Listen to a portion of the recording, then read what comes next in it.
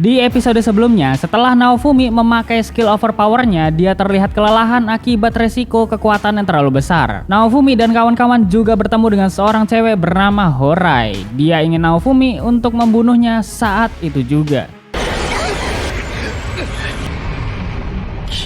Tiba-tiba suara melengking kembali terdengar dan cewek bernama Horai itu menghilang. Naofumi dan kawan-kawan pun segera ke markas aliansi untuk melakukan rapat antar negara. Makin kesini roh kura-kura tuh makin memakan banyak korban. Kalau ini dibiarin, lama-lama negara-negara lain juga ikut hancur karena terkena dampak dari serangan roh kura-kura. Beberapa pemimpin ada yang gak setuju untuk meminta pertolongan pahlawan suci karena emang mereka tuh gak berguna ya. Tapi salah satu dari pemimpin negara yang mengatakan mau gak mau pasukan aliansi tiap negara harus bekerja sama dengan pahlawan suci, terutama pahlawan perisai, karena cuma Naofumi lah yang terkuat dari semua pahlawan ya. Roh kura-kura mau dilawan pakai 1000 pasukan lebih juga nggak bakal kalah guys. Nah, Naofumi nggak bisa membiarkan 3 pahlawan lain langsung maju untuk membantu, karena kekuatan mereka jauh-jauh di bawah Naofumi guys. Kalau mereka bertiga mati duluan, ya Naofumi yang kerepotan nanti ya. Nah, yang Naofumi utamakan juga keselamatan warga dan pasukan aliansi nanti. Jadi jangan sampai banyak korban berjatuhan karena penyerangan yang gerasak-gerusuk tanpa strategi yang matang. Tak lama kemudian datanglah cewek yang sebelumnya Naofumi temuin ya, yaitu Horai. Horai menjelaskan kalau dirinya adalah bagian dari roh kura-kura, lebih tepatnya jiwa roh kura-kura, serta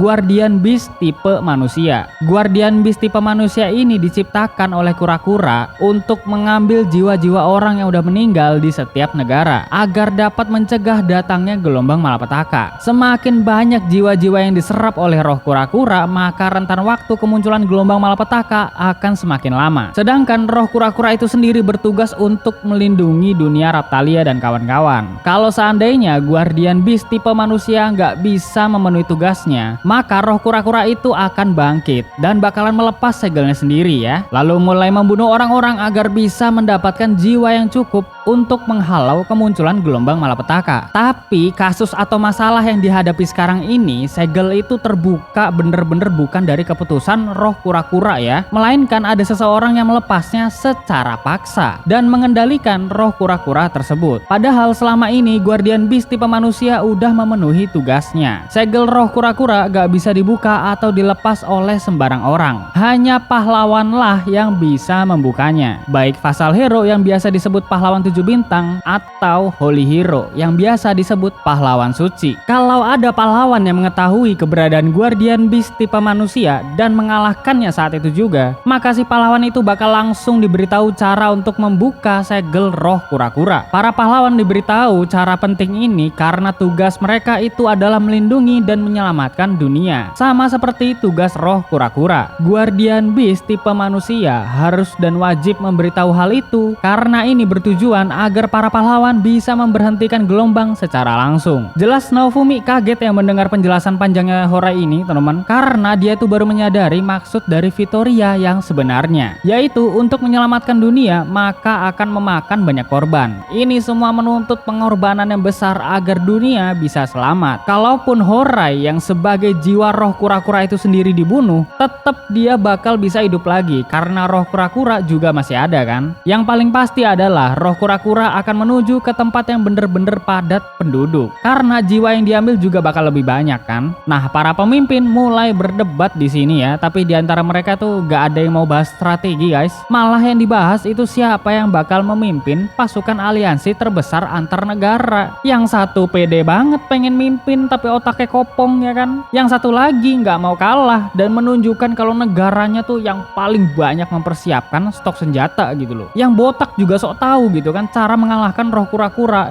Pokoknya macam-macam lah. Naofumi yang mendengar bacotan mereka sangat-sangatlah ngamuk karena pada egois sendiri-sendiri ya. Siapapun yang mimpin tuh sebenarnya bisa. Bahkan Naofumi pun siap untuk memimpin pasukan aliansi karena di kehidupan dunia sebelumnya Naofumi tuh pernah memimpin pasukan raid dari tiap guild dalam game MMORPG yang dia mainkan. Asalkan strateginya jelas dan bisa disepakati bersama, semua pasti bisa berjalan. Kalau misalnya debat kayak gini terus, ya wis Naofumi memutuskan untuk melawan roh kura-kura itu sendiri bersama dengan partinya. Bukan untuk mengamankan negara lain, tapi untuk mengamankan desa Seate biar nggak hancur seperti dulu.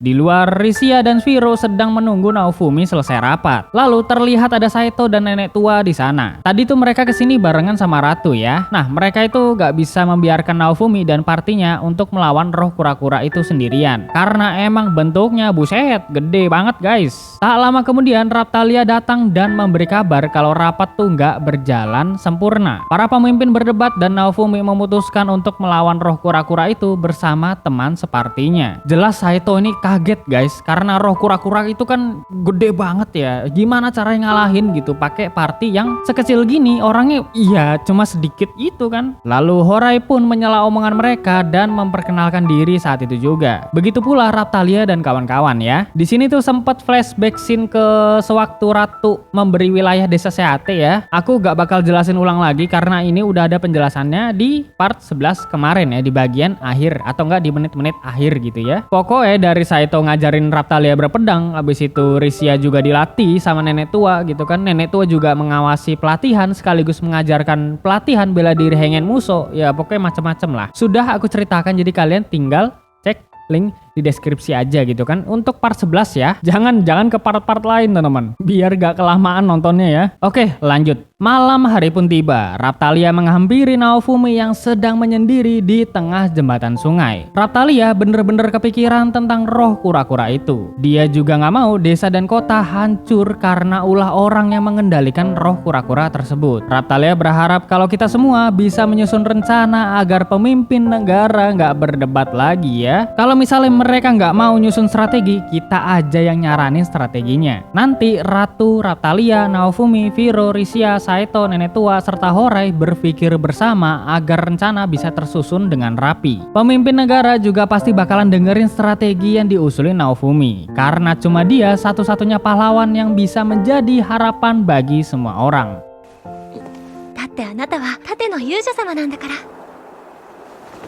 Dimulailah penyusunan strategi. Kalau emang roh kura-kura itu ngincer kota yang padat penduduk, berarti gak perlu jauh-jauh untuk nunggu di kota ya. Langsung samperin aja di jalurnya yang akan roh kura-kura tuju gitu kan. Pancing roh kura-kura memakai ribuan pasukan aliansi. Lalu serang bagian kaki untuk memperlambat jalannya. Setelah itu hancurkan bebatuan di sekitaran memakai sihir dan bom biar bisa menghambat pergerakannya. Nah, yang jadi PR-nya adalah atau yang tugas ribetnya adalah gimana caranya memenggal kepala roh kura-kura yang bener gede sekali. Nggak mungkin dong ditebas pakai pedangnya Raphtalia, itu langsung patah nanti guys. Nah, untuk persoalan ini masih dipikirkan oleh Naofumi untuk lebih lanjutnya kayak gimana ya. Dia juga sekalian menyuruh Horai dan Risia untuk mencari informasi lebih dalam lagi tentang roh kura-kura di perpustakaan kota. Ini kan monster legendaris yang jadi penyelamat dunia. Pasti ada banyak informasi yang bisa ditemuin di perpustakaan sana.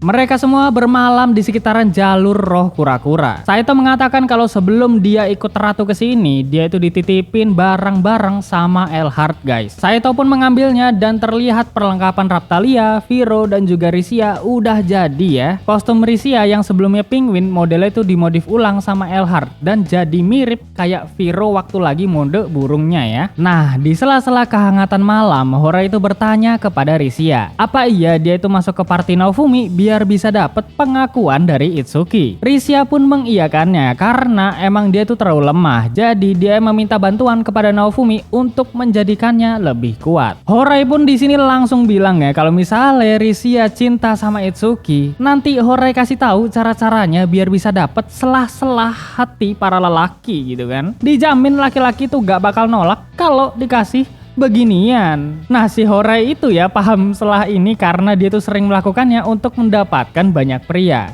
Cukup dinikmati saja. Urusan selanjutnya biar dipikirin belakangan. Yang penting cintanya tersalurkan. Wah, jelas Risia otaknya langsung connect ke arah situ kan.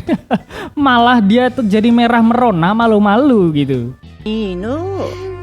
Naofumi-sama, どういうことです？日頃ではあるもんな、童顔だが。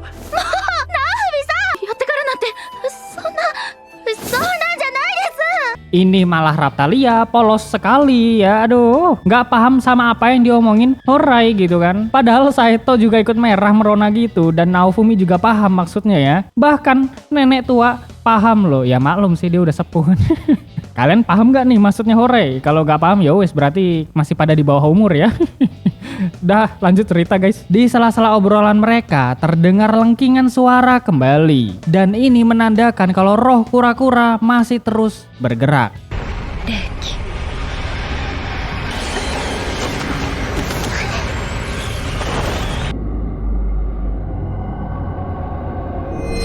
Nah, udah kelihatan nih si itu ya.